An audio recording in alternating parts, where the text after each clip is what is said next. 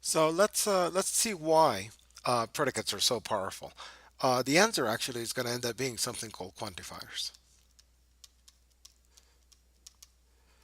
So we can say things like odd x, okay, which is true when x is actually an odd number. So for example, it's true if x is equal to 1 or 3 or 5 or so on, right?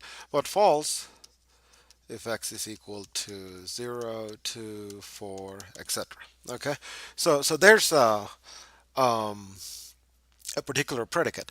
Now, here's one thing that I can write that makes this much more powerful. So, for example, when I simply say odd of x, and I ask you, let's say it's an exam situation, is this true?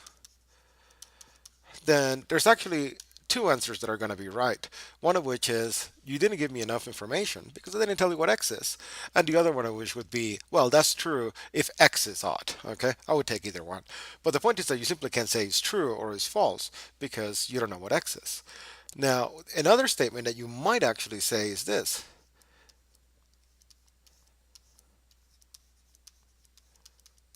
And what this means, this quantifier is, kind of like a backwards E. What it means is it exists. So this is asking the question, does there exist a number such that that number is odd? And the answer, of course, is yes, that's true. Okay. And for example, I mean, you could actually give an example. You could say yes, because when x is equal to 1, odd x is true. So there exists an x. We read this as there exists is true when you can actually find an example that would show that that proposition takes on true values, right? The other quantifier that we use is for all. So we have here there exists an x, and we're going to put parentheses around it, uh, and then have, for example, odd x, right? So this is there exists. And the other one is for all x, which looks like an upside down a. And for all a, odd x would say that x is true for any given x, right? Okay, so this would actually be true. There does exist an x that is odd, but this will be false. It is not true that all x's are odd, right? So, for example, odd of 2 is false. That means that odd is not true for all x. Okay, so that's the difference between these two. And you can see that we use them in all sorts of situations. Now, let's try some cases, some examples here. Okay, so let's see how we would read this. There exists an x such that 3 is less than x. Is that true? Yes, right?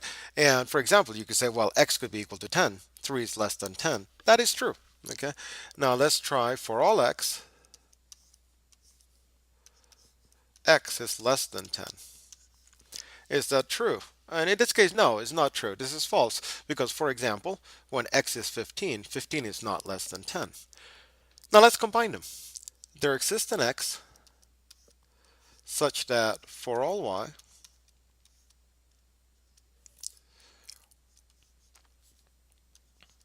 x is less than y.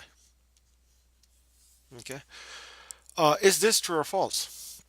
Now, let's make sure you understand what it says, first of all, okay? There is one x that works for all y. So this is false, because if this were true, it would say that there is some x that is smaller than any given y, and that's false. But we can try for all y, there exists an x such that x is less than y. So what does this say, right? Now the x can actually doesn't have to be the same, right? For any y, we can find an x which could be different for each y, such that x is less than y, right? And this is true. So for example, choose any y. Let's say you choose 10. Then we need to find an x that's smaller than y. How about 3? That works. Okay, we can always do this trick, right? No matter which y you pick, and I think of it as a game. You get to pick the y, and then I have to pick the x. That works. Okay, so be sure to understand exactly how to read statements that have quantifiers and how to write statements with quantifiers. And I'll give you an exercise so that's very clear.